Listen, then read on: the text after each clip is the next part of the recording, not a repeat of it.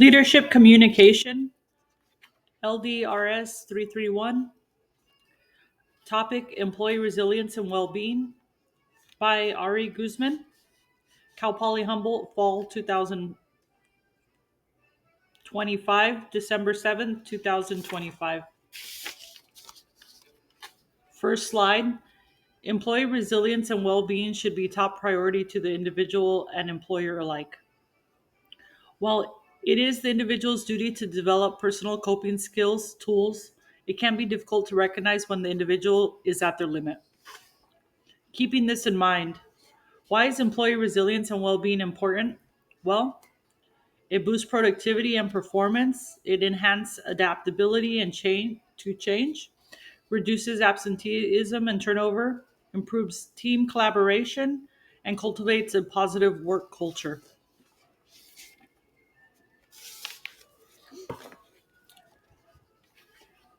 Slide 3, recommended training and education. What type of education and training would you recommend for an employee resilience and well-being? Well, unless they're pursuing a degree in social work or clinical psychology, it would be difficult for the individual to understand what the body is telling them. Essential skills. What do you believe are the most important skills to have? Well, building personal resilience by being self aware enough to acknowledge that they are experiencing stress or burnout and what the triggers are. Examples would be a difficult situation, large work volume, or upcoming deadline. Early career insights. What do you wish you would have known at the beginning of your career about work related stress? Been told about stress and being told about stress and what it causes physically and how my health should be number one. Slide 4. Things managers can do is to have realistic expectations and do not overcommit staff. If available, allow for flexible work schedules, work from home, the use of time off or annual leave without blocking out days or time. Also, provide a living wage and health benefits to employees. A resilient workforce is built on psychological safety and support. Coping skills can be as simple as taking a walk, changing tasks, or taking a few deep breaths. I find the remaining I find that remained focus on positive aspects on my role helps me navigate stressful moments. What I like most about my job is helping people. However, due to the content exchange with customers and staff may cause unwanted anxiety. Slide 5, other ideas. What employers can do to create a supportive work environment. Leaders and supervisors should model the idea that mental health and physical health matters. Talk about positive, healthy habits like nutrition. Maybe bring in fruit for the employees from time to time. One example would be I remember in my career, I had a supervisor and they had a peach tree, lemon trees, and orange trees.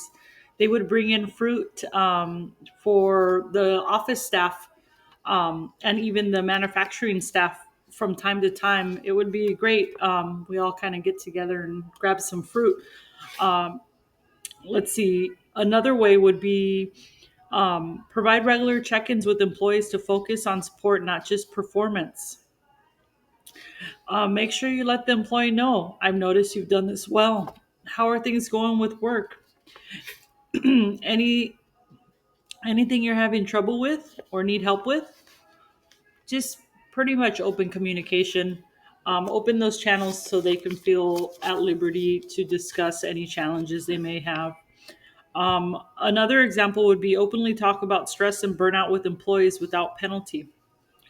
For example, early in my career, I was a teller and I was working at a high volume banking center. I was doing over 150 transactions a day.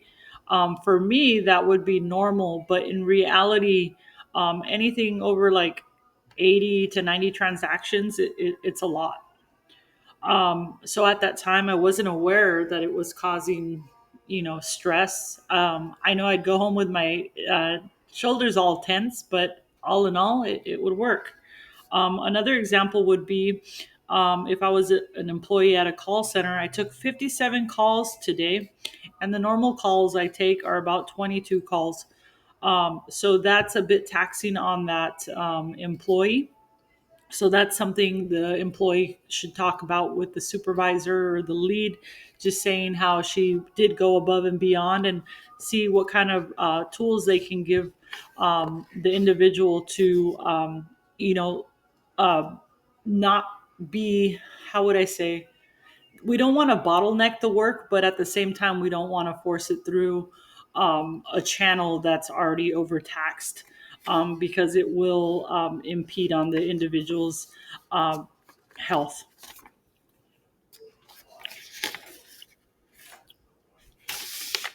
Slide 6, what employers can do to create a supportive work environment. Just going a step further, employers can provide employee assistance programs.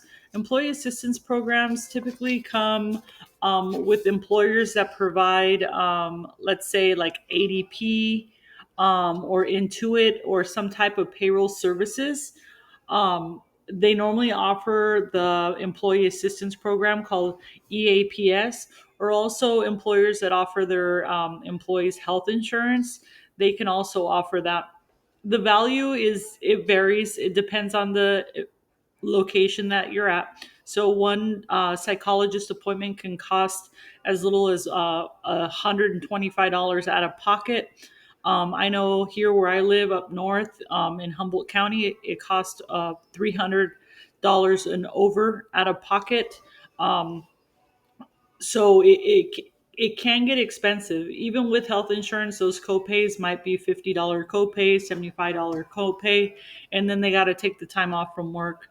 But this type of program provides counseling and resources to help individuals address personal and mental health problems at no cost or low cost. The goal of these services, the mainly, is to help the individual develop it cognitive and emotional skills to better equip them to actively control what's within their power. So the main thing is behavioral health, um, that they would tackle stress, anxiety, addiction, recovery, parenting, special needs. So sometimes the employees are going through these individually. And it may not be them exactly, but it could be someone in their family and they're having to learn coping skills, or it could be something that's going on at work. They're having to deal with a coworker that is constantly stressing them out for whatever the reason is, and that coworker might not even be the supervisor. So they need these. The employees need these resources. These resources are a tremendous help and of value, and I can't, I can't speak enough about them. I know the sessions that are provided, it depends from employer to employer, but it could be from 3 sessions all the way to 6 sessions. Slide 7. Let's talk about a taboo subject. What does stress look like and feel like? Well, some people have trouble concentrating, they have forgetfulness, maybe sleep problems, tense shoulders, irritability, headaches, rapid heart rate. Some people get irritable bowel syndrome, or maybe sometimes they can be clumsy. Things individuals can do to help mitigate the stress: one, well, set clear boundaries, establish limits for work life balance. One main thing would be, think about work while you're at work, think about home while you're at home. Do not intermingle. Do not think about work while you're at home, or vice versa. Um, you want to help make sure that you're focusing on what's most important to you. And if you're at home, that time is most important. Another way is practice mindfulness and relaxation, deep breathing. Go for a walk, or even, if you're getting into a heated conversation with an individual or a customer, place them on hold. Place them on hold. That'll just give you some time to take some deep breaths, decompress. Another idea would be to prioritize your physical health, focus on exercise. Nutrition is key to help your body, to fuel your body and to help it sustain it in a growth mode, and also get 8 hours of sleep.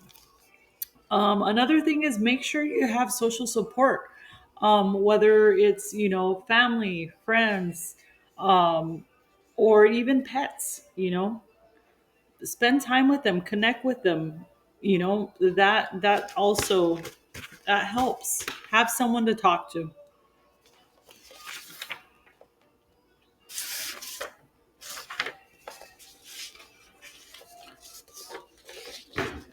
Slide 8. So I asked, what do all you do to decompress from a stressful day? And one answer was, I like to go out drinking with my friends from work, and we like to sing karaoke. Keep in mind, I make sure that we do not talk about work while we're out having fun. And I make sure to tell that to my coworkers. I do not want to talk about work while out having fun. Another idea was, I like to go home, spend time with my pet. I like to go hiking. That helps me decompress. And a third person, they stated, I like to go home, spend time with my dog. I like to cook. It helps me clear my mind. That way I can focus on the individual tasks. Those were great ideas on how to manage a workload and work life balance.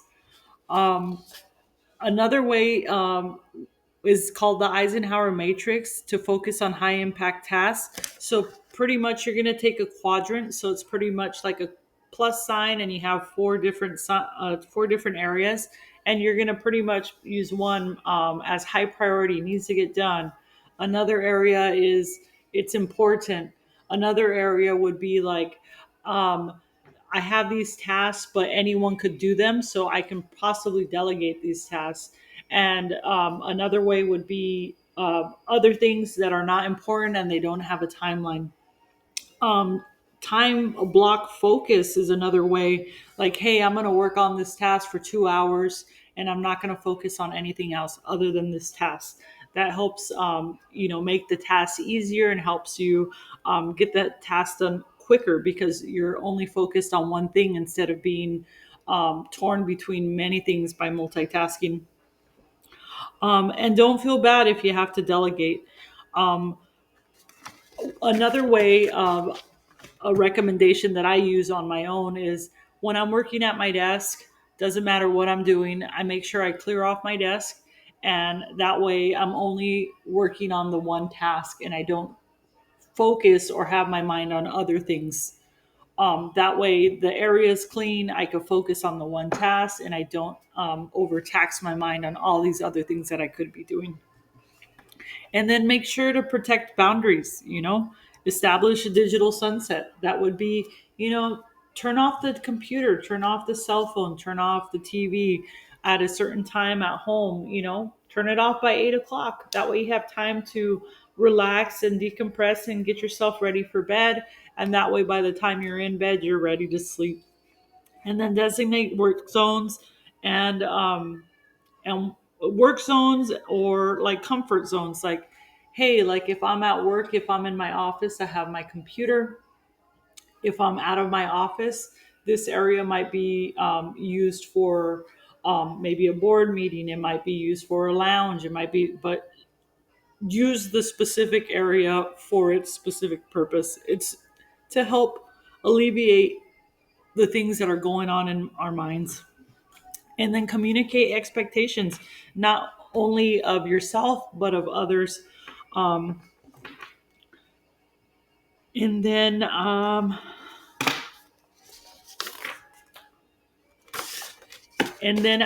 closing notes. I do appreciate all your time and remarks. I love hearing about your ways to decompress. Thank you so much, and I appreciate your time and attendance.